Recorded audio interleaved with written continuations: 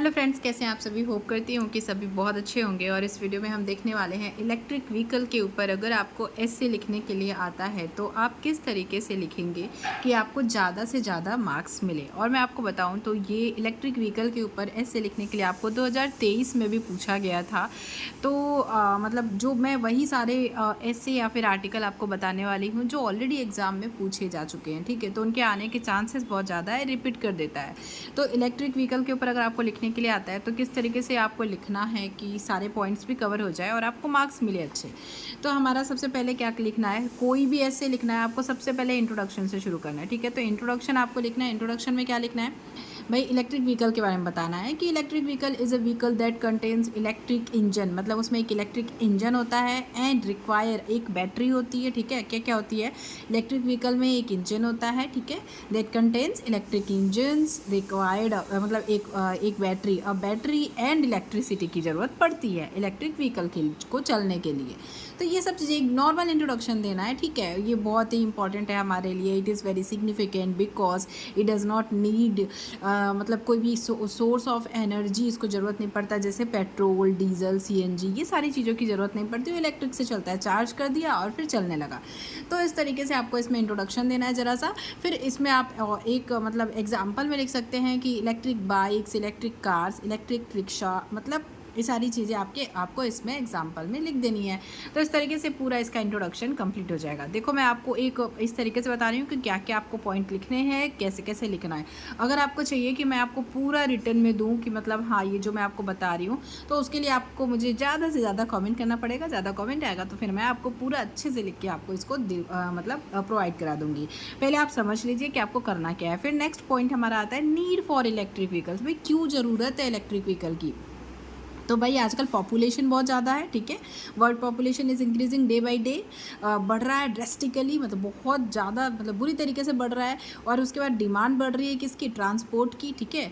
तो भाई डिमांड बढ़ रही है तो फिर मतलब वो ज़्यादा से ज़्यादा, मतलब एक तो कॉस्टली भी होते हैं और फ्यूल भी ज़्यादा लगता है। भाई पेट्रोल डीजल, मान लो गाड़ी सस्ती हो गई बट एक बार ख़रीद लिया चलो ठीक है, लेकिन उसमें पेट्रोल और डीजल की तो जो ज़रूरत होती है वो रोज़ ही भरवाना है, मतलब हमेशा ही ज़रूरत पड़ती रहती है। तो ज़्यादा मतलब कह सकते हैं कि भाई थोड़ा महंगा भी पड़ता है, कॉस्टली है, ठीक है। उसके बाद फिर क्या कर सकते हैं, ये ग्लोबल वार्मिंग के लिए, पॉल्यूशन के लिए भी, मतलब वो भी इंक्रीज़ हो रहा है। जितना व्हीकल ज़्यादा बढ़ेगा उतना ही ग्लोबल वार्मिंग, पॉल्यूशन हमारा बढ़ेगा और जिसकी वजह से ग्लोबल वार्मिंग होगी, ठीक है। तो ये जो है, ये सारी चीज़ें मिला के, मतलब एक तरीके से कहा जाए तो हमें इलेक्ट्रिक व्हीकल की ज़रूरत है।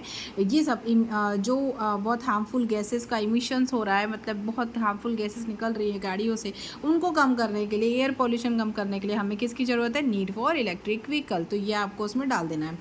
फिर बेनिफिट्स उसके लिखने हैं कि भाई क्या क्या बेनिफिट्स है। तो बहुत सारे इसके बेनिफिट्स है ह्यूमन लाइफ के लिए। तो electric vehicles does not emit smoke emit नहीं करता है, जिससे क्या होता है, रिड्यूसिंग द पॉल्यूशन रिड्यूस होता है। नेक्स्ट इसमें petrol, diesel, CNG are non renewable, मतलब ये नहीं लगता है हमको, ठीक है। और क्या लगता है, फिर electric vehicle will reduce the dependency of a nation and petroleum export countries, मतलब भाई पेट्रोलियम के लिए जो दूसरे कंट्रीज़ पे हमारा नेशन डिपेंडेंट है तो उसके मतलब वो भी एक तरीके से अच्छा, वो कम हो जाएगा तो अच्छा हो जाएगा। फिर मतलब एक नॉइसलेस ड्राइविंग प्रोवाइड करता है, स्मूथ, मतलब इलेक्ट्रिक व्हीकल्स देखा है आपने, आवाज़ बहुत कम होती है उनकी, तो आवाज़ कम आता है, तो भाई नॉइज़ पॉल्यूशन भी नहीं होता है, ठीक है। और ये लो मेंटेनेंस मांगता है, ठीक है। तो ये इसके बेनिफिट्स हैं बहुत सारे, तो ये आप चाहे तो नोट डाउन कर सकते हैं। फिर इसके डिसएडवांटेज बहुत सारे, इसके डिसएडवांटेज भी है कि भाई मतलब ये बहुत लंबा ड्यूरेशन आपको नहीं दे सकता, मतलब जैसे पेट्रोल से तो हम बहुत लंबा चल सकते हैं ना, तो इससे इलेक्ट्रिक व्हीकल से हम बहुत लंबी जर्नी नहीं कर पाएंगे, ठीक है। फिर उसके बाद इसको 6 से 10 घंटे लगता है फुल्ली चार्ज करने के लिए, तो भाई चार्जिंग टाइम जो है वो थोड़ा ज़्यादा ही है, इतनी देर चार्ज करेंगे तो ही हम गाड़ी को चला सकते हैं। फिर उसके बाद हर जगह आपको चार्जिंग स्टेशन नहीं मिलेगा कि भाई चार्ज कर लिया जाए, जैसे पेट्रोल तो हर जगह मिल जाता है। फिर चार्जिंग जो है वो मतलब 2 टाइम चार्ज करना गाड़ी को, जैसे अभी बिजली की खपत होगी तो वो भी थोड़ा एक्सपेंसिव हो जाता है हमारे लिए। फिर बैटरी जो है वो भी रिप्लेस करनी पड़ेगी, मतलब कुछ टाइम पे। तो बहुत सारी चीज़ें हैं जो इसमें इसके डिसएडवांटेज में आती है, तो आप ये सारी चीज़ें इसमें लिख सकते हैं, आपको फुल मार्क्स मिल जाएंगे। लास्ट में आपको करना है कंक्लूज़न, ठीक है।